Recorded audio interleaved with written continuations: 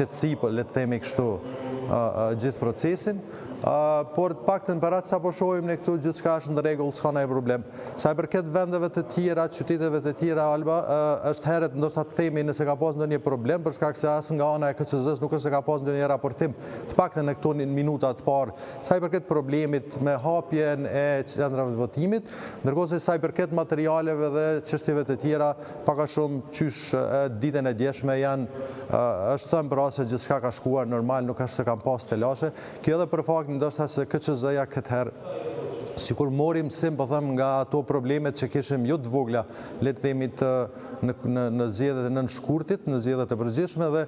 duke pas parasysh edhe ndoshta në fatet kohore i kanë lejuar që të jenë gati të përgatiten dhe po them të kryejnë gjitha proceset, të paktën në këtë fillim të procesit zgjedhor që ka filluar pra në orën 7, nuk po duket se do të ketë ose mund të ketë probleme dhe më dha sa i përket kësaj pjesës teknike. Ndërkohë që sa i përket mbarvajtjes, mbetet të shihet, por në përgjithësi nëse kemi parasysh edhe le të themi historikun e zgjedhjeve vendore në përgjithësi, pra po them krahasuar me zgjedhjet përgjithshme, gjithmonë kanë qenë më të qeta, me pak probleme, ndoshta për faktin pra po them se janë të fokusuar rreth një qyteti dhe nuk është se le të themi gara është pak më e shpërndar, nuk është aq e ashpër, aq le të themi e egër, nëse mund ta quajmë kështu, sikur që ndodh në rastet e zgjedhjeve përgjithshme. Ajo që është interesant tek zgjedhjet vendore, Alba, është se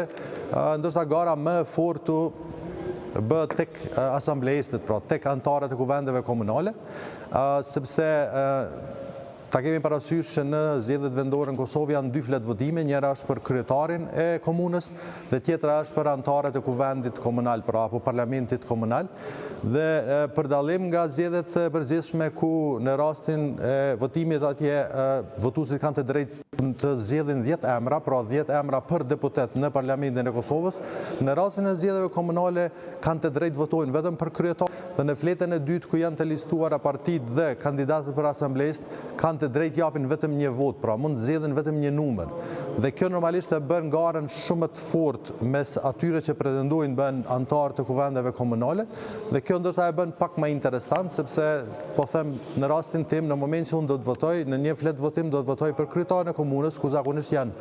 nga 2 deri në 5 apo 6 kandidat, në përgjithësi nuk ka më shumë. Ndërsa në anën tjetër kemi gjithë ata kandidat pra nga gjitha partitë ku ti do të zgjedhësh vetëm një numër. Pra në mesin e le të themi 10-rave prej tyre ti do të zgjedhësh vetëm një.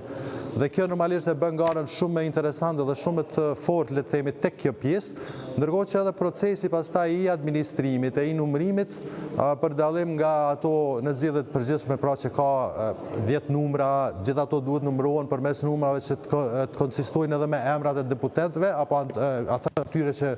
kandidojnë për deputet, në rastin e zgjedhjeve vendore po them edhe numërimi edhe gjithçka tjetër do të jetë shumë më i thjeshtë dhe shumë më i lehtë dhe pak a shumë pritjet janë që gjithçka po them të shkojë si duhet edhe pak a shumë edhe rezultatet preliminare ti kemi zakonisht ashtu siç i kemi pasur në zgjedhjet e mëhershme po them brenda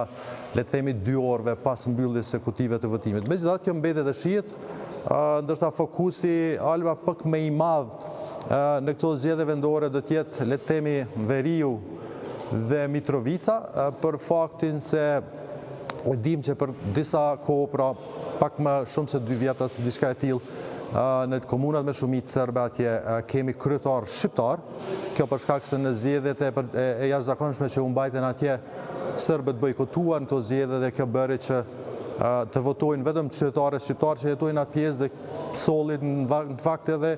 kryetar shqiptar në pushtet. Kështu që